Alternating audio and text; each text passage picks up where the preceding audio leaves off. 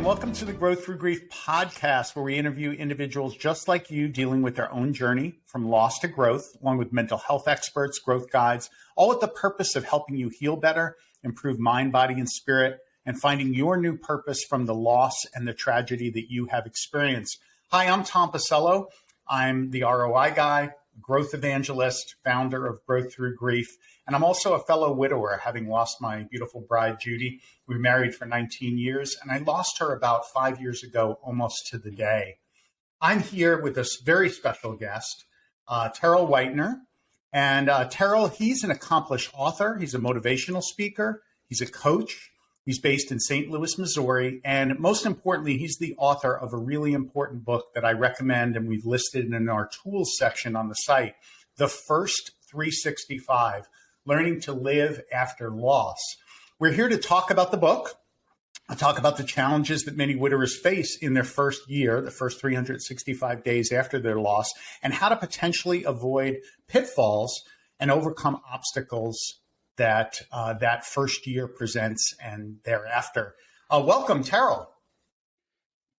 Hey, I'm so glad to be here. Thank you for the invitation, Tom. So I appreciate it a lot.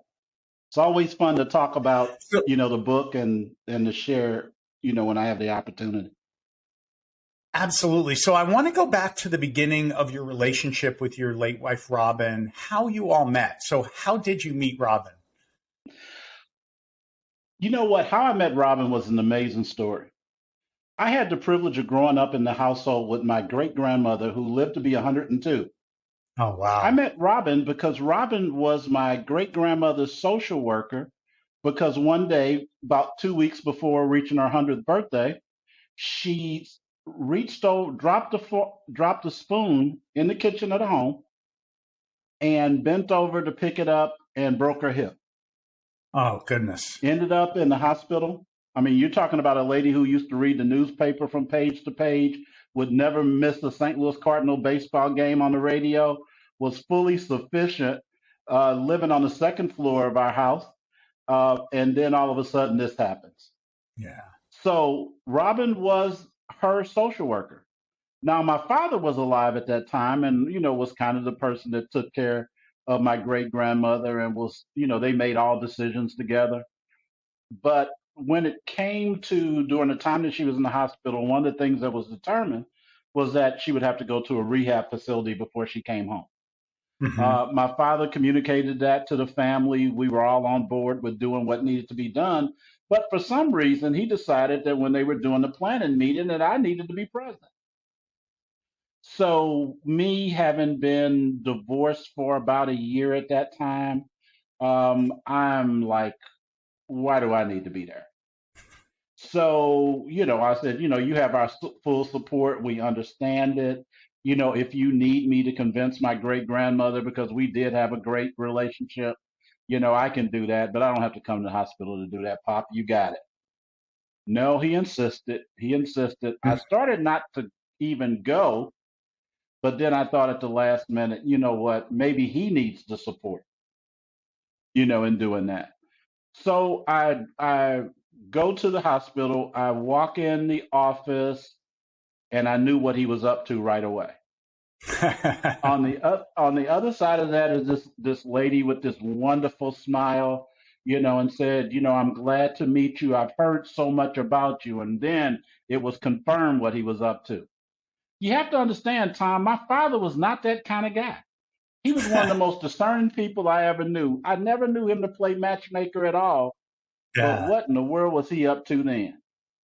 So needless to say, the first thing he said is, this is my son, Terrell, and from this point forward, he will be the primary contact as it relates to my grandmother. And the rest, as they would say, And is he put history you right from there, that right point. in the middle. There was no denying that you were going to be with kind of in Robyn's face that time, right? Well, yeah. And then the ironies is my father didn't live long enough to see us get married. Oh. But he knew he was up to Yeah. something. You know what? It's his fault. And I'm going to talk to him about that when I get through the pearly gates as well. Absolutely. Well, total destiny there. And maybe with the guiding hand of your dad. I totally love that. And then you and Robyn built your lives together. Talk a little bit about that. Yeah. I always describe Robyn as the comet that streaked across the skies of my life. Robyn came into my life at a very pivotal point, and we were a team. Hmm. Like all marriages, we had our times. Robyn wasn't exactly a picnic all the time, and she would probably tell you I wasn't either. Hmm. But what we did was we formed a bond of love over that 16 and a half years that I had the privilege of being her husband. I never met a person in my life that believed in me more than Robyn, and a That's so time that I important. really wanted and needed somebody to believe in me. Yeah, So especially with that coming out kind of of, divorce. Yeah, oh my because you gosh, probably yeah. felt, like I did, because I had a divorce pretty early on, and you feel like a failure coming out of that in a lot of Well, ways. and the other thing about me is when I look back and being, 100% transparent, I wasn't the greatest husband in my Hmm. first Hmm. marriage. And for me to, one of the things, Tom, that I look back on Robyn now, and part of one of many reasons why I'm so grateful, Robyn was evidence that God had forgiven me for the man that I was before him. Hmm. And boy, did he forgive me in a big way. It is, she was everything that I would need at that point, and I would nowhere near be the man that I became without Robyn Street being in my life. Yeah. But then she got ill, right? And Yeah, you wound up losing her. Talk about that a little yeah. bit. Well, Robyn was, like I said, she was the comet that streaked across the sky of everybody's life. Hmm. She had a highly, responsible job. She was director of social service at Missouri's Veterans Home. So she was big into, veterans and a very, patriotic women. And she believed in taking care of those guys because she believed that they deserved the best and the Hmm. dignity and everything in life. And she rode the emotional roller coasters with her residents. She was a battler and a fighter and an advocate and a amazing social worker for them. And many times when you keep giving and giving and giving, sometimes something gets lost in translation. So Hmm. she didn't always take the best care of herself, but her purpose, I have come to understand in this life, was to serve and not being served. Hmm. So one time during a trip to one of her relatives, um, she had she had 3 strokes in 4 days, Oh my goodness. and what was because she was not always compliant related to her blood pressure medication and that type of Hmm. thing. But the interesting thing of in a scale of 1 and 10, Robyn's personality used to be an 11 and a half. You used to have to tell her every once in a while, "Will you please come down from that ceiling? You're embarrassing us." You know. And after her stroke, I will never forget. We were out on a social gathering not too long after she was well enough to start to get out, and she even returned to work, believe it or not, after that. And tried to maintain her position after that. She was a fighter, Hmm. and so guy put one of her friends pulled me to the side and said, "So how is she really?" He leans forward and kind of lowers his voice a little bit, and I said, "I tell you what. Remember how Robyn used to be kind of that 11 and a half on a scale of 10? Yeah. I said, it's like they pulled some curtains down and she's like a 5.5 now. Hmm. She was just a little bit quieter and Yeah, more a little muted. introspective Yeah. and those type of things. But as far as um, I learned how to crack the code because the only lasting effect that you could really see with Robyn was that her mind worked faster than her speech. Hmm. So I learned how to crack the code. She was always 2 words behind what What her was? mind said. Yeah, yeah. Compared to her mind. So I Absolutely. did a lot of translating, in those last, what ended up being almost 9 years of her life. In the last 2.5, she wasn't able to work anymore. And Oh. I used to tell her that she had 2 jobs. First one was to get well, and the second one was to shop. And she always did the shopping, but she fought the good fight. Robyn did not give up. Robyn gave out. And Yeah. I honor and love her so much for the fight that she fought. And then you found yourself alone Whew. for the first time in, you said 16, Yeah. almost Well, 17 years. 22 and a half years together, 16 and a And half years married. yeah. We were both climbing our career ladders at that time. And, we didn't have time to get married. We had other things to do, Hmm. So, Yeah. but she was in my life for 22 and a half years, man. And Yeah. and to have a partner and an advocate and and a friend and so many things that she was like that for 22 and a half years. I didn't realize, I always understood how fortunate I was. I truly didn't know what I lost until she wasn't around anymore. Yeah. Yeah. I was the same way. I definitely took a lot of my Judy for granted, definitely in that. Yeah. So, what, as you put together the first 365 and began penning, your experiences to help others, what are some of the first things that you think that you went through that are important for others to consider and to think about? Well, the first 365 was born out of the recommendation for my grief counselor. I knew when I lost Robyn that I couldn't get to where I wanted to alone. Hmm. Friends can try to understand.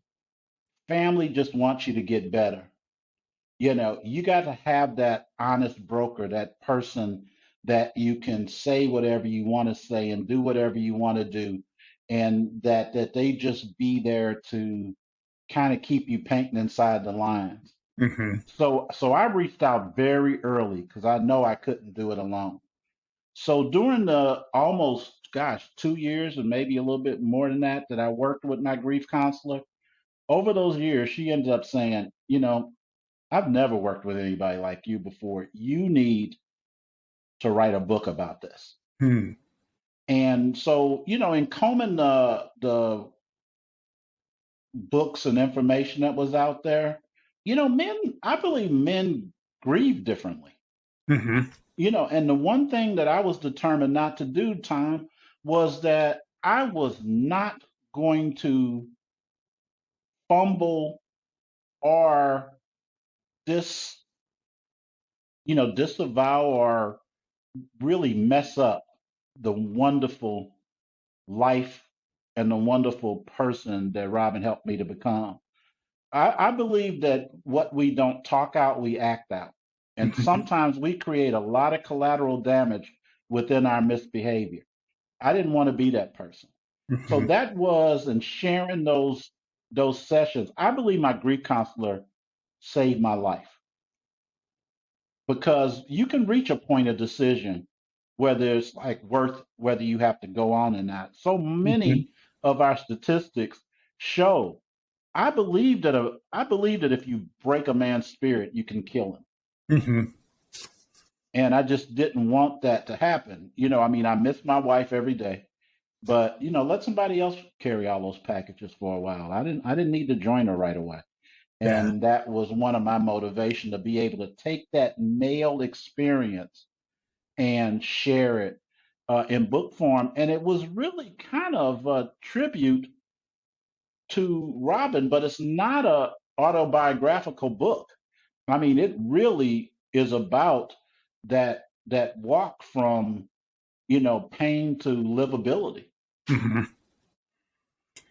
So the counselor, very important. I know that there are widowers that are friends of mine that don't have that yet.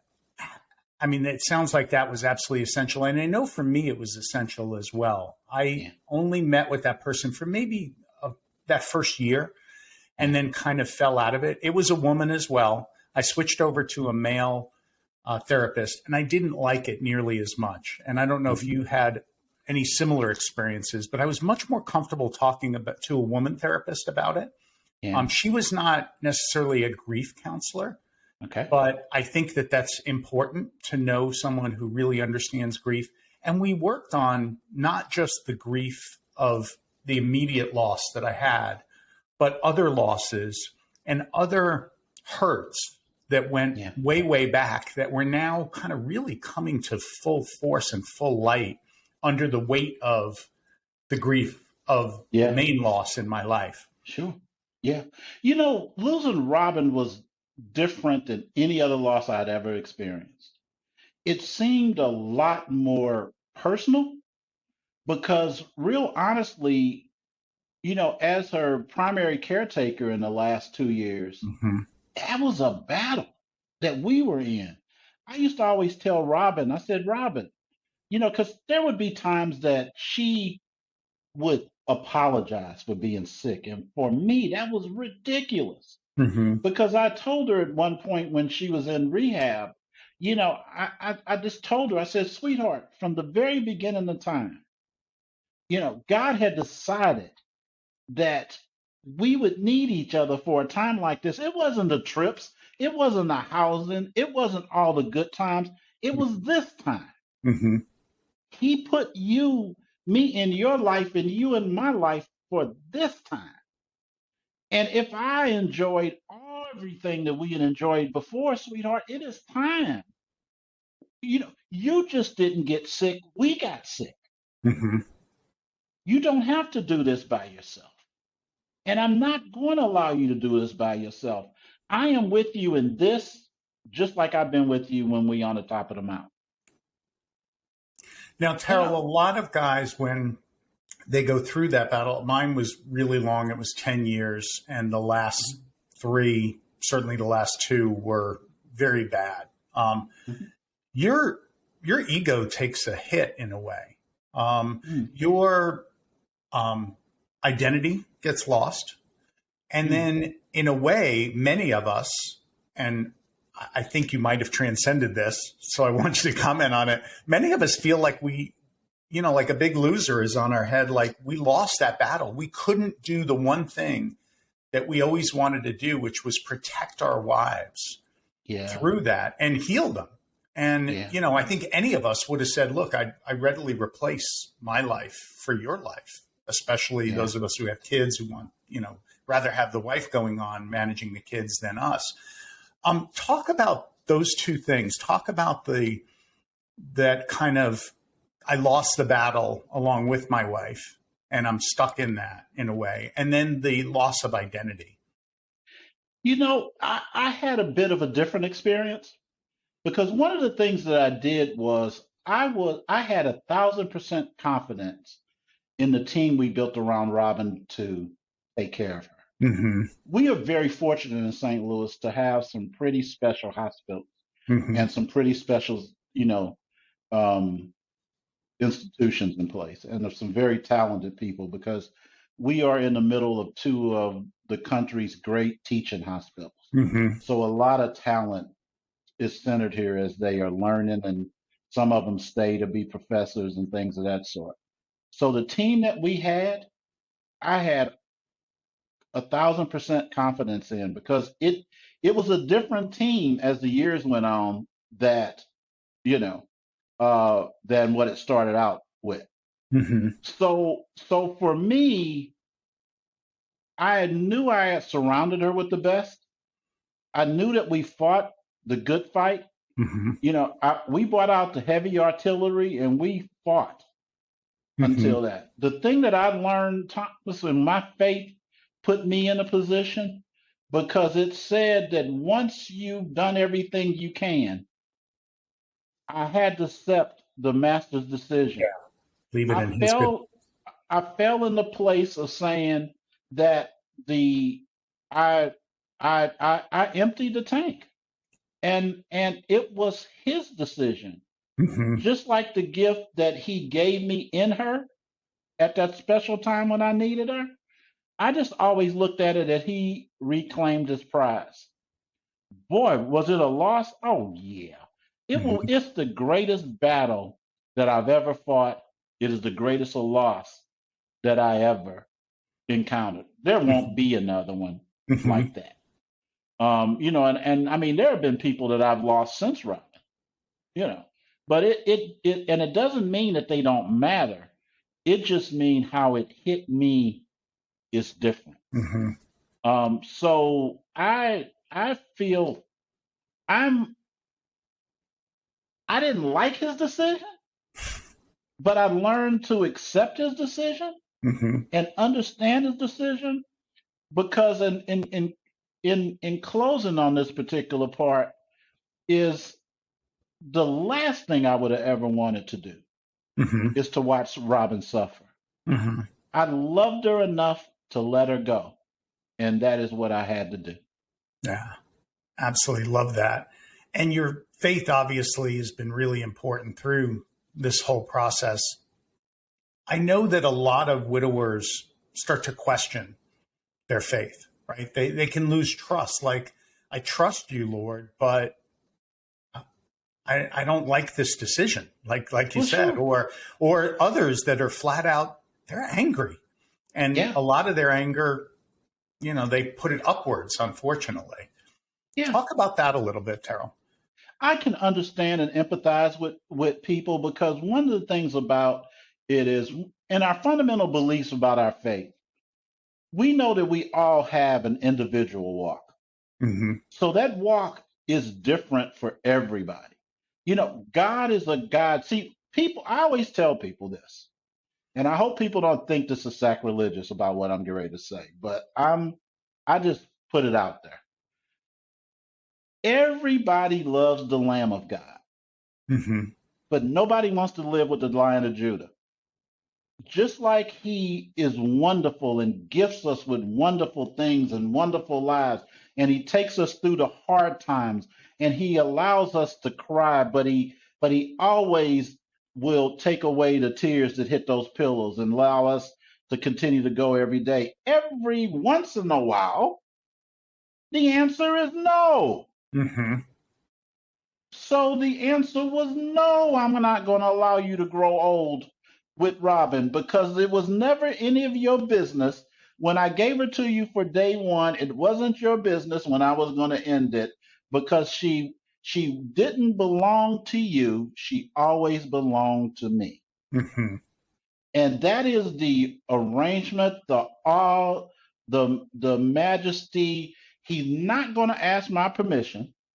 He Mm-hmm. never has, and he never will. But I do understand those individuals who get angry because their walk isn't where mine is. Mm-hmm. If he loved me, why would he hurt me? I would have rather it have been you. You are you. He is God, Tom, and we are not. Mm-hmm. He does what he will. He makes us grow more mature, sometimes both through our triumphs and through our trials. Mm-hmm. So I understand them being in place. I understand their anger, but I never have a tendency to take on battles that I know I'm not going to win.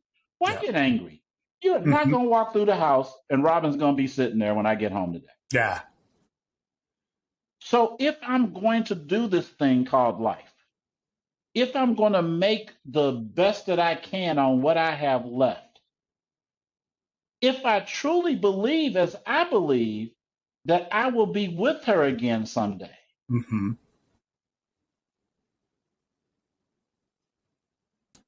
her Yeah. Don't death be angry is an because it's just a intervening waste truth. of time. I Yeah. mean, go through the process and be angry, but understand that it needs to be a season. Mm-hmm. Don't park there. Know that at some point you got to get some joy out of what's left. Mm-hmm. If she was everything and there was nothing else left for me to experience in a good way, maybe I'd have been one of those angry people. Mm-hmm. But I chose, instead of blaming God for taking her, I took the path to choose to honor her with the Mm-hmm. days I have left. Yeah. And that's And my honor God's decision. decision in that, right? And And honor say, his yeah. decision and understand his reverence and his sovereignty.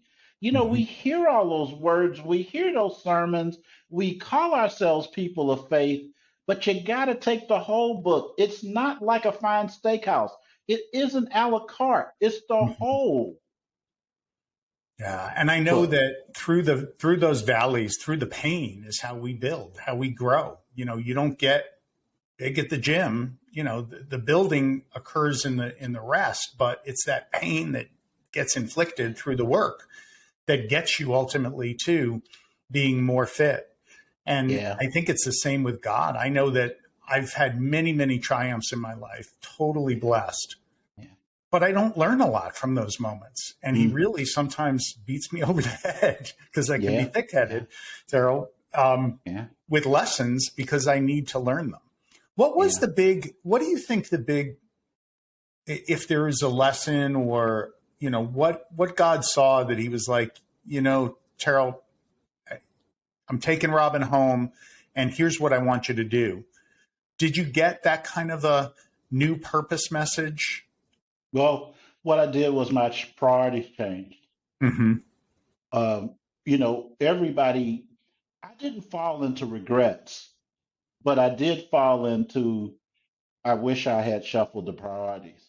Mm-hmm. I always thought we had more time. Yeah. One of the things that kept her going, she said, Terrell, when I get better, I'm going to show you Paris. Because she traveled a lot more extensively during her lifetime than I did. Mm-hmm. And she said, I got to show you Paris. And if that kept her going, there was two things she wanted to do. She wanted to drive again, and she wanted to take me to Paris. Now, the driving, she was never that good at that to begin with, so she wasn't going to do that no matter what. But it would have been everything in the world to me, to be able to go to Paris with her. I haven't, in the 7.5 years since Robyn's been gone, I haven't had the nerve to go to Paris yet Yeah. because it's just something about being there and going there without her that just doesn't seem like something I have the courage to do yet. Mm-hmm. It might be too much, or it might not be enough Yeah. because she's not there. Yeah. Taro, my wife and I, we wanted to go to Barcelona. We never did. And the Mm. beautiful thing is my daughter is there now and she's studying Oh, there for the wow. entire year. And I'm going to Wow. go and visit her. And I Yeah. feel like, and it was kind of on this odd little circumstances that, quote unquote, circumstances, right? I think Yeah. destiny that she ultimately got to go there to study abroad. Yeah. I don't think that was chance. And I can't No. wait to go. She's already enjoying it so much, and I cannot Yeah. wait to go and experience it with her in place of my Judy. And she looks just like my late wife. Does So I she? can't wait for that. Oh, wow. I got you that could be rough. Um, Talk a little bit about some of the other issues. We'll glance on these real quick because I know you're going to have good advice on it. Chronic sleep issues is something that I know that a lot of widowers face in the beginning. Talk about that. Did you experience that? And You know what? My bed remains a lot bigger than it used to be. Mhm. But I didn't, I didn't have I didn't have that torturous tossing and turning.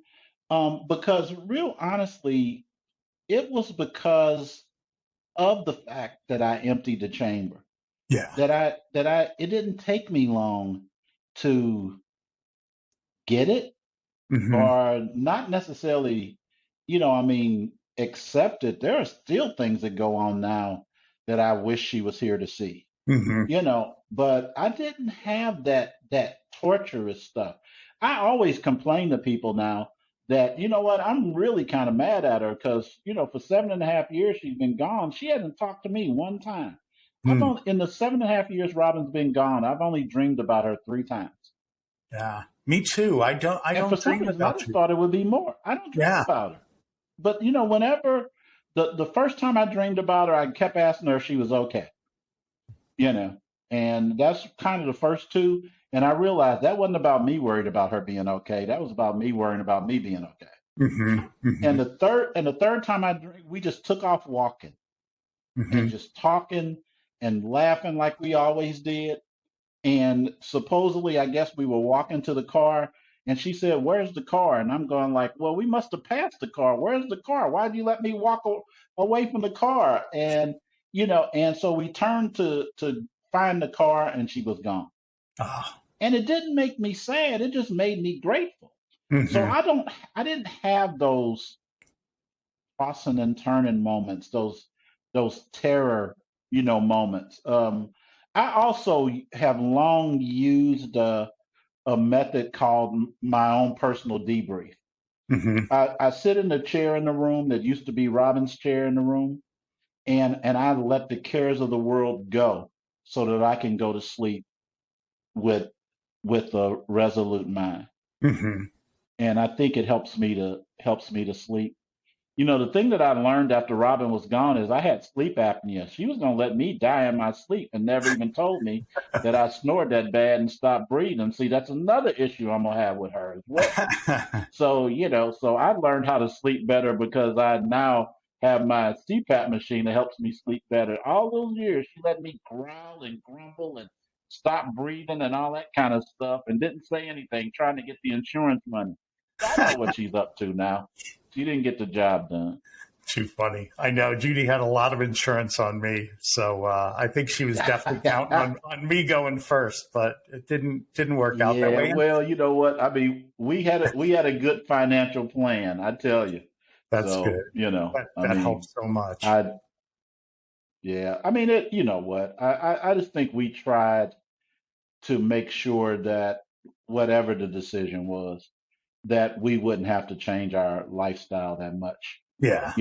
And the truth of the matter of it is my lifestyle has changed. I have to be a good steward over the resources I have, Hmm. but because she raised me so well, that I'm still very resourceful now, and I'm okay, but I never will be as okay. I won't say never. Never's a long time, Yeah. but it will be different. Terrell, have you met anyone else special? Talk about relationships after Robin a little bit and give a little insight to our There, viewers of what they might want to yeah, consider. yeah. The first thing I tell you is don't go too fast. Hmm. I went into a relationship with a really nice young lady way too soon, Yeah, me too. and given and if I would have given it more time, it might have had a different result. She could have been the right woman, but I just got involved in the wrong time. Yeah. It was my misstep, not hers. And I believe very much, Thomas, in owning what's mine to own. And I Hmm. own that one. Totally agree. So that was not too long, maybe like 9 months after Robin was gone. Hmm. Way too early. Hmm. Way too early. And so for the next um 5 years, I did my time alone, man. I mean, yeah, I was lonely every day, but I healed and I got used to being by myself, and I created, my own space and my own pace and my own lifetime. I focused on some other things. I traveled, all those type of things. And then not out of nowhere, but God has gifted me with yet another unexpected gift. Hmm. I'm now soon to be engaged. Oh, awesome. I will be moving. Hopefully, there's just a couple of more things to negotiate professionally. Um, I will more than likely be moving to Las Vegas, where she's Okay. located, and it is. Um, she is 22 years younger than I am. Okay. Um, so everybody in my family thinks I'm nuts, but that's okay. Um, You be you, but I mean, you it know. really is okay. You would have thought that I told them that I had stage 5 cancer, but but it's okay because it is like off the grid from how I've ever lived and made. I mean, people love you and they worry about you, Hmm. but in reality, family can be very selfish. Hmm. Hmm. And one of the things that I've learned from being a widower is I do that time. Hmm.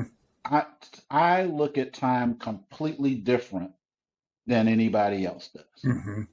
they can want the best life for me, but I have to create the best life for me. Hmm. And my soon to be fiance and wife makes me happy, and I There you go. deserve to be happy. And you do So deserve that. And everybody you else, did the 5 years. everybody else, everybody else needs to line up, behind that. Yeah. And that, and I'm probably being a lot more selfish than they're used to, but I'm not going to apologize for it. Yeah. No, and we do deserve to be happy. And I think that that's something that a lot of widowers sometimes don't give themselves grace about. They're like, no, Oh, I need to keep suffering. I need to keep suffering because my wife's not here and she didn't get to live, so I'm not going to live. And I'm like, no, God didn't put you here for that. God put you here yeah, to live, to create a new life. yeah. Well, again, it's about respecting his choices and his decisions. Yeah. I tell men all the time, and I challenge men all the time. You get no points for suffering in silence. If Hmm. you hurt, you deserve to say ouch. If you hurt, you deserve to be honest and say that I'm hurting and I need help. Hmm. If you want to do penance, then you are choosing your life. Hmm. Your suffering, that and especially self-imposed suffering, is not going to make the master come and get you a day earlier than he plans to. Hmm. He's You going to know, sit there so and let you keep suffering and until he's you going to figure it sit out. there because it's your choice. I Hmm. tell people all the time that one of the greatest gifts that God ever gave us was free will. Hmm. One of the worst gifts God ever gave us was free will. So what do you do with that free will? They got to understand that I believe that the first big question that I'm going to get asked at the gates when I'm trying to sneak in the side door, into heaven, is this: what did we do with the gifts that I gave you? Hmm. And how did you Agree with that. love and serve your fellow man? If my answer is I died the day Robyn died, that's not a good answer. Yeah, I agree. I agree. And we are given these gifts and they're there to serve. And the It more is. that you can recognize that you still have gifts and going on and you can leverage those for a greater good outside of yourself and that you don't deserve to die suffering, that there can be happiness for you, that God didn't intend for this to be a continuous suffering for you, that's important. It is. It's such a missed opportunity. Yeah. When you have someone that you love as deeply as I love Robyn, when I watched her have the courage to die, Hmm. what kind of person would I be not to truly understand? Now, honestly, death is a little less scary to me now Hmm. because if she could do it, I will be able to do it. Hmm. And so it just isn't, I don't think it's a productive way to spend what I have left making myself miserable. Hmm. It's the reason why I love the fact that I wrote the book. That book Yeah. will outlive me. Hmm. It And will as you outlive, said, it will there aren't that many. I went on a search and like you said, you don't want to suffer alone. So one of the ways is you do research. You listen to podcasts. There's definitely some stuff out there, but there's not a lot. There's more books on how to date widowers, Terrell, than there are to help support widowers. It blew me away. yeah. And that's, and that's why, my book is not a long book. It's not War and Peace. It doesn't need to be. Hmm. It's just a book of tools. It's Hmm. not a how-to book and do it the way that I do it. I looked at it, it talks about the seasons of grief, Hmm. and I use the seasons. And the other part that it talks about is what I call the 10 tenets of grief, which is almost like my 10 rules. What was the structure that I put within my life that helped me to survive? Hmm. My publicist keeps threatening to stop working with me if I don't bring out a workbook to support the first 365 and allow people to go through it and build their own tenets, their own Hmm. rules, Hmm. so I guess I better do that at some point, because Yeah. I don't And want to it's lose not her. not for the publicists, but for those listeners who I know want to heal and want to grow. And Terrell, it's Yeah. definitely your mission. So what's the one piece of advice you'd like to leave our widowers, our growth warriors with today? Be patient with yourself. Hmm. Be loving to yourself. You healing and your purpose and the quality of your life, because we have no control over the quantity that we have left. But the quality of your life is built on the foundation of being loving to yourself, having grace with yourself. Ask for help if you need it. Hmm.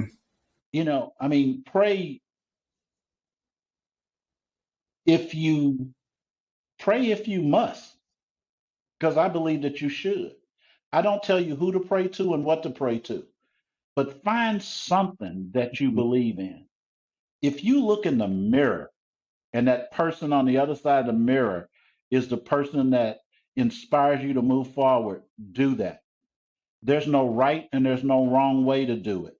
Don't look at me. Don't look at Thomas. Don't look at anybody else and say, because I'm not like them, I'm not doing well. You woke up, you're doing well. Just make today a little bit better than yesterday. Find that place. If you need to put pictures in the house of the good times when you're with your spouse, let that be joy in every room. Hmm. If you need to move, move. But whatever it is, don't quit. And know that he did not leave you here to punish you. The other thing of it is everybody did not have a good relationship Hmm. with their spouse. Everybody doesn't have good relationships with the family that is behind. Some of them can't stand you. It does not matter. The only person that lost their spouse on that day was you. Hmm. Own what's yours to own. And the last thing I say is consider becoming the curator of the memories called the love that you had for your spouse. Don't let anybody else be the curator of the Hmm. museum of your love.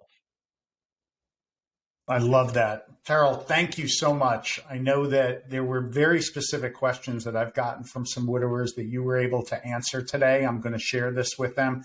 And the book, The First 365, available on Amazon. We've got the link in our tools section Yeah. already. So Right. please order that. And thank you. Thank you for participating in our Yeah, Growth and and Grief podcast. reach out to me.